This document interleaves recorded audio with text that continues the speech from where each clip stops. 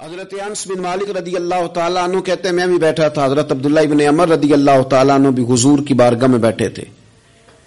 نبی پاک صلی اللہ تعالیٰ علیہ وسلم نے فرمایا ابھی ایک شخص تمہارے پاس آنے والا ہے، تیاری کر لو، آنے والا جنتی ہے. کہتے ہیں ایک شخص اندر داخل ہوا تو سادہ سا بندہ، داڑھی سے پانی کے قطرے گر رہے، جوتے ہاتھ میں پکڑے یا بغل میں دبائے، وہ آ گیا، حضور سے بات چیت کی، چلا گیا. ہم بڑے خوش تھے کہ کمال نہیں ہو گیا جس کو حضور نے دنیا میں جنت کی بشارت عطا کر دی.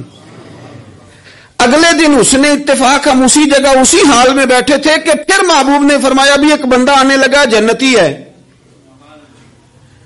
کہتے ہیں وہ بندہ آیا تو دیکھ کے حیران ہو گئے، یہ تو وہی کل والا ہی بندہ ہے. اسی طرح داڑھی سے پانی کے قطرے گر رہے ہیں، جوتے اس کی بغل میں آ کے بیٹھ گیا. تیسرے دن اللہ کی قدرت ہم وہیں بیٹھے تھے، پھر حضور نے فرمایا بندہ آنے لگا، زیارت کر لو، تیاری کر لو، بندہ جنتی ہے. وہی بندہ آیا جو پہلے 2 دن آیا تھا. حضرت عبداللہ ابن عمر کہتے ہیں کہ وہ حضور سے کوئی بات چیت کر کے جانے لگا تو میں اس کے پیچھے ہو گیا. میں نے اس کو جا کے سلام کے بعد کہا کہ یار میں تیرا مہمان بننا چاہتا ہوں، 3 راتوں کے لیے رکھ لو گے؟ اب محلہ بھی ایک، شہر بھی ایک. اس نے کہا جی ٹھیک ہے، آ جائیں، جو میرے پاس روکھا سوکھا ہوگا پیش کر دوں گا. فرماتے ہیں 3 راتیں 3 دن میں اس کے پاس رہا. میں جاننا چاہتا تھا کہ کون سی ایسی عبادت کرتا ہے جس کی وجہ سے 3 دن حضور نے جنت کی بشارت اس کے لیے دی، اعلان فرمایا. کہتے ہیں میں نے کوئی غیر معمولی چیز نہیں اس کے اندر دیکھی، کوئی انوکھی عبادت نہیں دیکھی. عشاء پڑھتا، فجر تک سویا رہتا، میں تہجد کے وقت اٹھتا، نفل پڑھتا.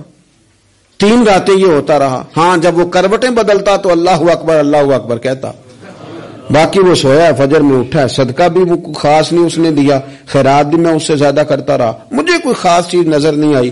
تیسرے دن میں جانے لگا تو میں نے اسے کہا یار سن، مجھے کوئی ضرورت نہیں تھی تیرے گھر میں قیام کرنے کی، میرا گھر قریب ہی ہے، حضور نے 3 دن تجھے مسلسل جنتی کہا ہے، میں تو دیکھنے آیا تھا کہ تیرے اندر کوئی عمل ہو تو میں بھی وہ شروع کروں.